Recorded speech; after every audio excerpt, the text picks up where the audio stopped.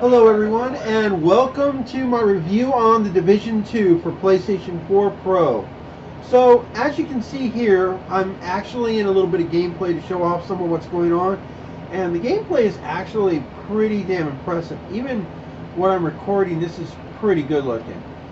Now it is in 4K as far as I can tell for the PS4. I don't know, I haven't checked on any of these stuff, but it's pretty good looking. There's a lot of work that went into the game. This is just a current character, and at the moment I'm actually on a secondary playthrough, so this one's not as far in as some of the other ones, but as you can see here, there's quite a bit going on. We have the White House as your main base of operation. It's pretty cool. So let's head on in and see what we got. There's a lot to take in. And look here, we have a quartermaster. There's the shop. This is pretty good. And look here, some new stuff. I'm gonna have to check that out later. Look there, there's West Wing. We have a lot of content in this game. Here's one of our characters, who's as you can see here, is our crafting person. This is pretty cool. This game has got a lot that has been shoved in. In fact, I'm going to show you one of the other characters. I'm used to, playing this just on the normal TV and not what I'm doing right now for this review, so please bear with me. But anyways, is this game worth it? Yes, this game is much worth it. It's more worth it than the first game was, and that's saying something. And here's the other person, Grace Linson or something like that, and she's in charge of the clan system. We have clans. Check it out, offline. You can actually, once you get her, you can join, create, or do a lot of other stuff with the clans. It's pretty cool. So as you can see, there's a lot of content, and I think personally being able to explore the White House is a really cool thing. I mean, I don't have 100% control, but I can't go wherever I want, but there's still a lot here, and it's pretty impressive, I have to say that.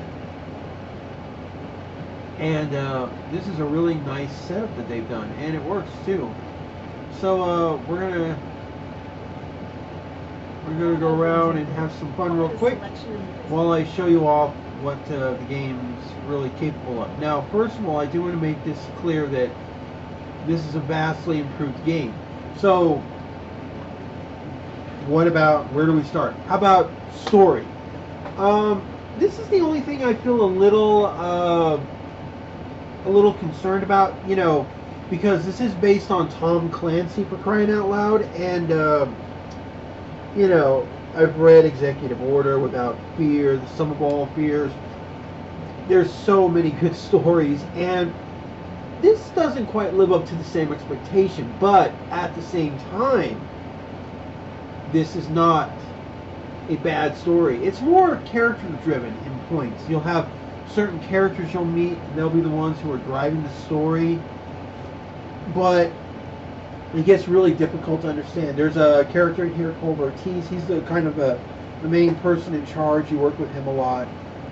The game really throws you story beats, and you'll get them as you do certain things and acquire certain things, and you learn about the enemies and stuff. So there's a lot going on here. I really enjoy how this game is set up. So first off, let's take a look at the menu. So here we go. And as you can see here, my character has a level 9. The progression system for all the stuff you've done is over here. Social, clan, news, all that stuff. The apparel is pretty cool, and plus that's connected to the store. But this is what I want to show off real quick here, which is this right here. We have a very good list of weapons. I still have to sell some of this stuff right here that I'm not using, or check out what's good. But you'll notice something here. We can compare like before, but we actually will see that there's some pretty nice stuff here. I'll probably have to do, but if you look closely, you'll see that there is an armor, health, and skill point system this time around. The original game didn't have too many problems in this area, but it felt a lot more confusing and was a lot harder to make your character feel like they had a chance in heck of winning and actually saving New York. This time around, my character is actually far more useful, far more effective and basically far more of an ass kicker. I couldn't say that with the original game even early on. It was a slog at times. This game is just so much better. Here we go. Here's a way of comparing stuff. Now, if you can see here, top at level 7 is what I have equipped, but look here. And this is the other one that I have. And as you'll notice, it's gone, the armor and the skill power have gone down. So you can actually see what works best for you in particular and can modify it. That thing on her back, that is actually a drone. You get a drone this time. So there's a lot of work that goes into it. And the cool thing is that unlike in the first game where you just had your health bar and that was it, you actually have in this game, you have a full-blown armor piece as well. So you have armor and then you have your health afterwards. So you actually can last longer in battles now. I think they began to realize people weren't going to last very long in the game without it. What about control and gameplay? First of all, let me just say that the move systems and stuff are pretty much the same as the last game. You move the same, you jump, parkour. Pretty much you do pretty much everything the same. The difference this time, though, is that the controls are so smooth. They've been, dare I say it, refined to a degree. They feel a lot smoother. There were times I was trying to do stuff in the first game, and I also, even just recently, went back to playing it again, and it was a nightmare. There were just times I couldn't do anything. My character wanted to move in a straight line when I'm trying to shimmy around something.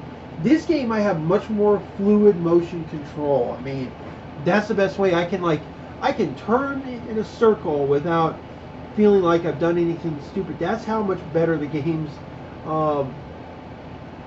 controls actually are, and they feel so good thanks to that. Thank you, God, for that. The weapons handle better. The special skills are a lot better. Unfortunately, at the same time, certain skills don't do as well. The pulse, for example, that was one of my favorite tools in the original game, and in this one it feels like a piece of crap. It doesn't have the range I need to really get used to the enemies. It doesn't have really anything else, so I'm pretty much praying to God it would work. So on my second playthrough, I went total offensive. I went totally the drone. I went the turret, and that has absolutely saved my butt more times than I can count. If you know, the pulse had been in a different way, it probably would have helped me out, but it doesn't. I love the fact there is a day and a night cycle. We can see a lot of other sites of Manhattan. I mean, this is actually good, and there's an actual weather system in the game too. It's really impressive. I'm like beyond the words impressed by what they did here, and it shows. Sorry. And it just keeps getting better from there. The controls feel better. The movement and the cover system feels better. There's so much here that it's not even funny. I really am like, holy crap. I can't really wait to play more of this game and to unlock more things. I have a feeling that at some point, you know, the pulse will be useful and stuff. So will a few other things. Everybody's got their own playstyles, and they've also increased the weapon capacity. People are walking around with crossbows, missile launchers, grenade launchers. It's awesome. There's so much stuff. Oh wait, I meant grenade launcher. Sorry. I hope there's a missile launcher in here I can use, but it gives you an idea on just how much work has gone in. And then even the character models are a lot better. Check her out. She's pretty good. My character as well, the modeling system of my character feels so much better, the environment. And when you see this up in 4K, it's like, holy crap. So everything there feels so much better. Controls, gameplay.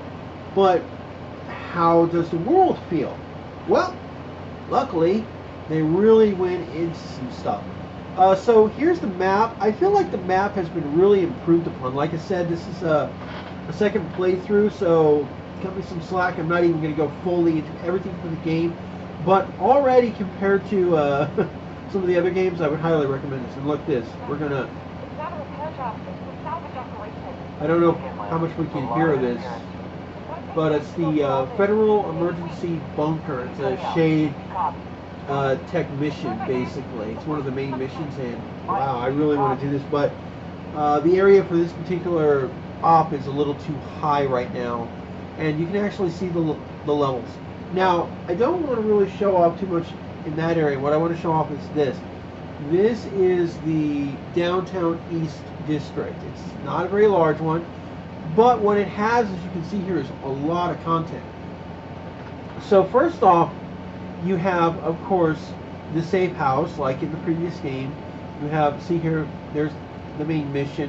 The side missions don't pop up anymore to redo them if you've already done them.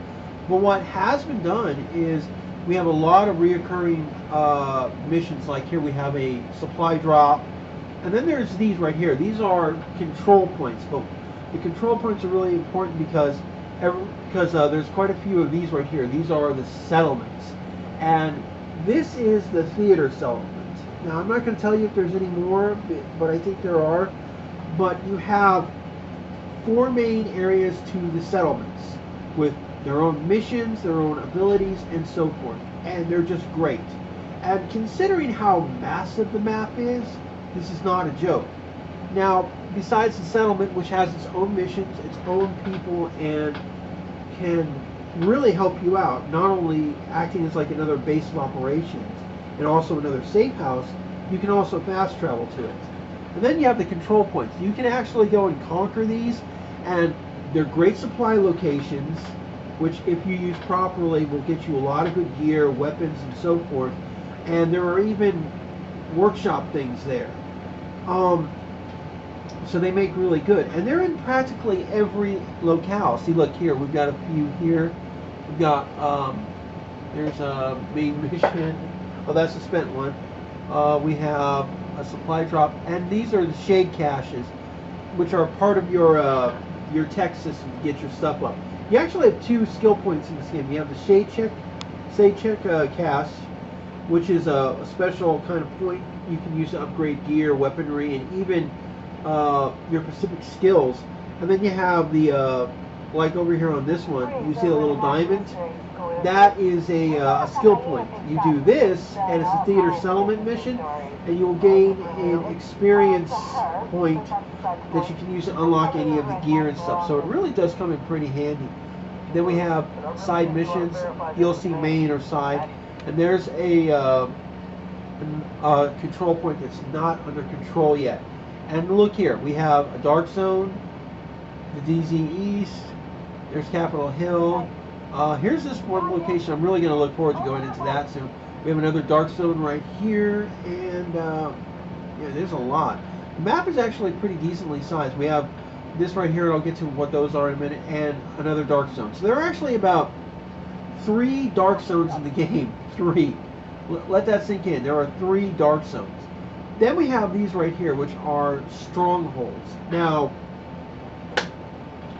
these are high-level stuff. The strongholds are extremely high-level.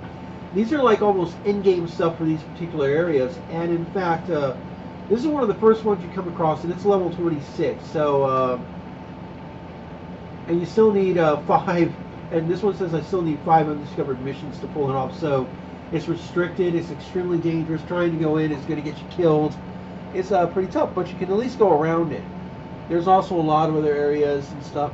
And the game is just loaded, filled with environments and equipment and all kinds of, I mean, this is a big game in that regard. So it's pretty huge. So you have settlements, you have control points, you have all this stuff. And the cool thing is that this is also after the bombs have, after, I almost said bombs, but I'm playing Fallout too much. But, after the virus. And it shows what's going in here. I have to be honest, this is a good game. And it's got a lot. One other thing, the characters, the enemy characters, they actually can be killed. They're not like in the first game, which were bullet sponges. Thank God. I mean, and the ones with the heavy armor, the ones that are the bullet sponges, the armor can break off and you can actually hit that area and cause significant damage, even with very low level weaponry. That's a godsend. And I gotta be honest, they really made the game harder. The enemy classes in this game are faster, stronger, more aggressive, and that's for like the factions. There are actually multiple factions in this game. I wish I was making that up, but it's not. I'm not. For example, one of the groups, the first ones you'll encounter, called the Hyenas, they have a rusher that's wearing SWAT armor, weaponry, and gear. They take a drug to give them a boost in speed, agility, abilities and stuff. And they are extremely aggressive. And sometimes you'll have like 3 of them coming at you from multiple angles, and it can take an entire clip of your best weapons to kill them in a second. That's how serious it is. Agent requesting backup. Another one is this group called the Outcasts.